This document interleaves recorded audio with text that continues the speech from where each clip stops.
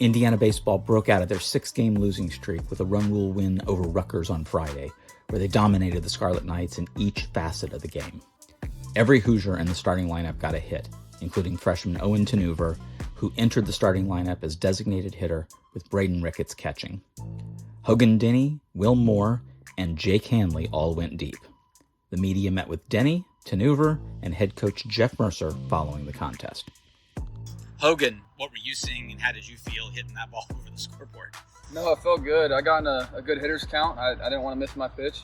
Got a fastball a little up and didn't try to do too much. Just stayed on it, nice and easy swing, and happened to get a pretty good piece on it. Hogan, you pimped that one a little bit today? If that's what you want to call it, maybe. It felt good, though. Did you know that you were triple shy of the cycle going into the final like that? In the back of my mind, I knew. I wasn't obviously trying to do too much. Not the fastest guy, so I was just trying to get another base hit, get 4 on the day. Ended up putting a good swing on it, and they caught it, but nothing to complain about. Hogan, how important was it to show that killer instinct and really put Rutgers away? It was important, especially a Friday night game, especially with coming off of a rough weekend, rough midweek game. So it was important to get that Friday night win and really, hopefully, get a good start to the weekend. What's your vantage point in right field when Tony hasn't clicking like the way he did tonight? He makes our job easy. I mean, we're just out there making plays for him. He's a killer on the mound, so it's pretty nice to sit back there and just watch him do his thing. Anything for Owen? Owen, what was the conversation like when Merce came to you and said your playing time would see an increase in the next couple of weeks? It felt like he trusted me. I put in the work all season. My teammates trusted me. So him saying that was a testimony to him as a coach and my coaches around me and my teammates for believing in me. So that's what it felt like. It just felt good to understand that people on my team trust me. You were getting about an at-bat a week, and you finally broke through in that Indiana State game. Can you kind of tell just what you felt like at that point and how that's kind of led you to where you are now? Yeah, it was just a lot of trust in the Lord. I got that hit, and we lost the game, but it was kind of a flipping moment for me. Confidence in myself changed. My teammates had confidence in me.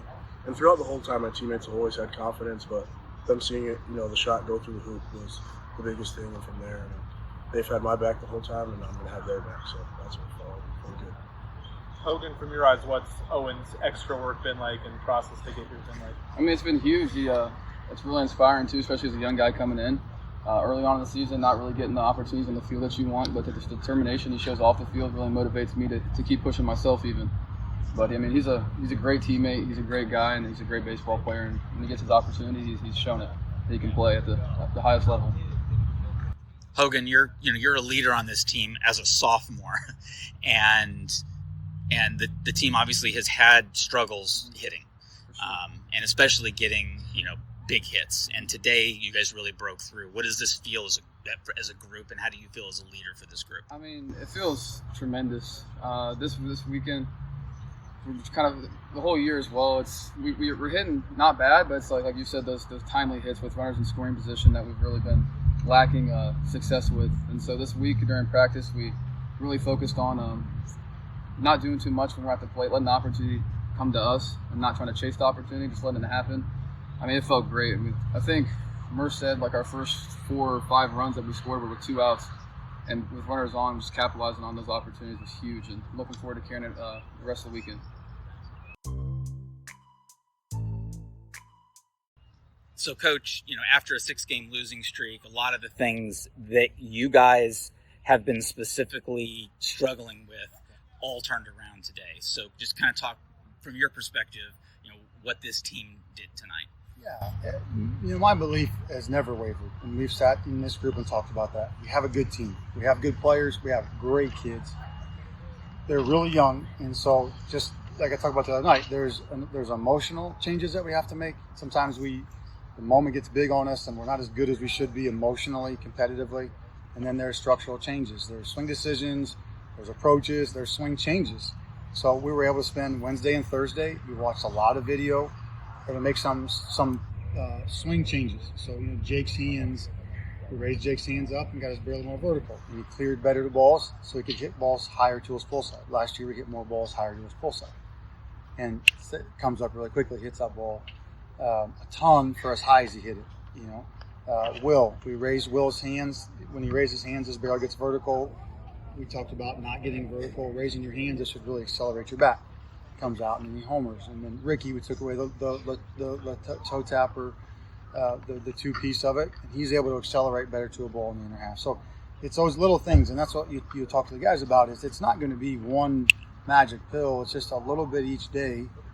But realistically, we've lost 7 one-run games, and we've been in every game, and so it's going to turn around one small adjustment at a time.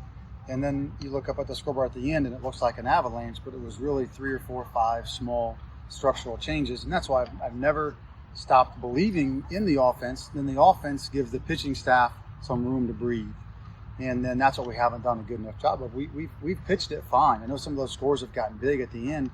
We've pitched it well for the majority of the innings, but when you never know when to stack arms, you don't have length. Every pitch is so pressure oriented, so 2 innings feels like 5 innings, and then you wear guys down.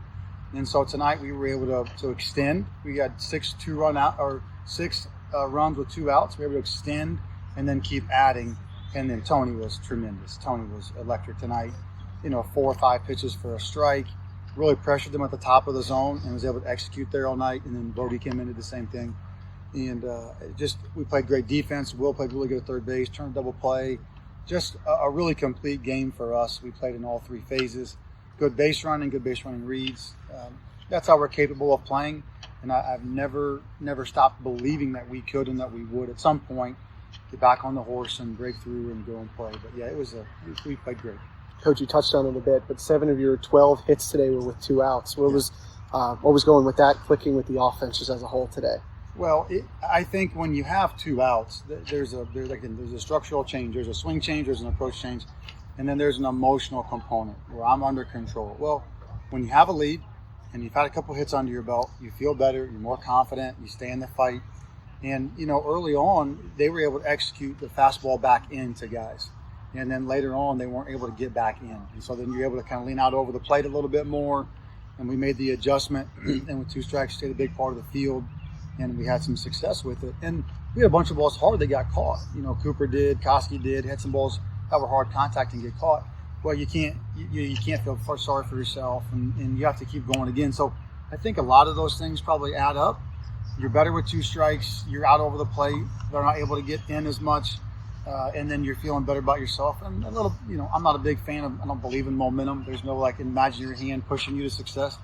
But I am a big advocate of positive energy. You're feeling good, you're confident, and you feel like you have a little mojo going, and it kind of goes your way. So even though we had, at Indiana or at Evansville, we had some hard contact for outs, we didn't have as much as we had tonight. And some of those changes ball flight just a little bit. Ball gets out of the yard instead of caught at the wall, and away you go. So we did a really good job with 2 outs with 2 strikes. After the beginning of the game, we made an adjustment and did a great job. Coach, 3 guys in the lineup tonight listed as catchers with Oever, Rickets, and Denny. What went into the lineup construction, and is that kind of your best offensive lineup, I guess? 100%. With Tony going tonight, I just wanted to try to play offense. And we slid him to the front. And those guys have got, Owen has worked his way into that. And we had a deal where he couldn't. He only got 1 at bat on Tuesday, and we handled it in-house. But he was ready to go again today. And so we wanted to try to put our best offense on the field today. And a big part of it is Rickets' ability to catch. And, a year ago, maybe he wasn't in that position, but he's worked really hard. Coach Sagerman has done an amazing job with all of our catchers to have that much flexibility with them. And so having him have the ability to catch now opens up the DH, and it opens up, obviously, having Hogan into the outfield.